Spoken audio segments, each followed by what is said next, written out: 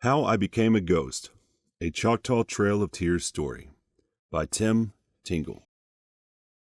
Chapter 16, Seeking Naomi.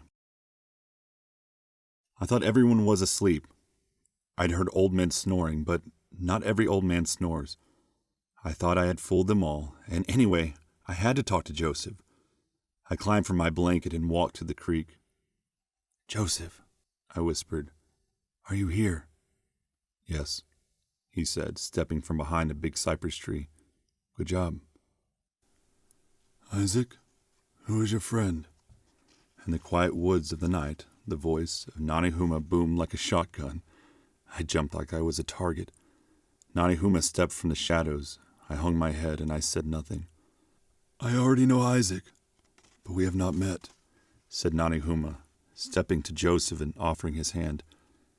Joseph and I stood still, ashamed, and caught.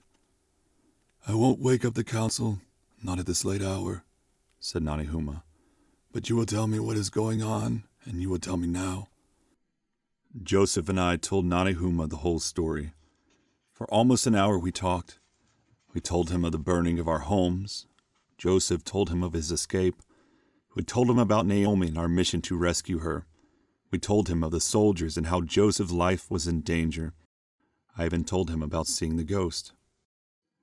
When I saw that he believed us, I told him my big secret. "I will soon be a ghost," I said in a whisper. I looked at Naomi, hoping he would believe me. He said nothing, but he nodded to let me know he understood. When we finished talking, Naomi sat in silence for the longest time. Finally, he stood up, brushed the leaves from his pants, and spoke. "The hour is late, and we need our sleep. Isaac, you can stay with us for now. Joseph, as long as you cause no trouble, you are welcome too. I don't think I have to tell you how important it is that you stay out of sight." "I understand," Joseph said. "Yokoke," I replied. The next morning, Naomi told the Choctaw Council about our nighttime visit. I finished serving breakfast and sat down to listen. When Naomi came to the part about Naomi and how she had been taken, the councilmen gave fire to their anger. "They took a young girl from her family? They used her like a slave. Her family thought she was dead? How horrible." When everyone had had their say, Mr. Tibby stood to speak. He was the head of the council and a large man, thick as a tree trunk. Gray hair fell down his face and down his shoulders. "If we approach these soldiers and accuse them of keeping this girl against her will, they will lie," he said. "The girl will be afraid of what they will do to her and her family if she tells the truth. She might never see her family again, or worse, she might disappear." "What do you suggest we do?" Naomi asked. "If Naomi is ever to return to her family, I think her best chance lies with these young men, her new helper Isaac and his friend Joseph. We can lend a hand when needed, we can keep an eye out for the girl, but we must do these things in secret. We cannot endanger our people." There were nods all around. Joseph and I stood a little straighter.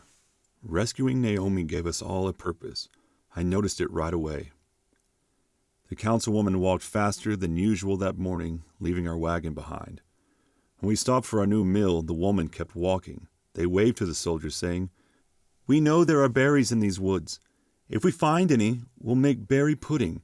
It's an old Choctaw recipe. You will love it."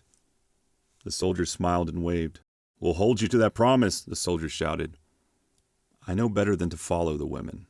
Not on my first full day with the council, but I listened and heard the friendly talk.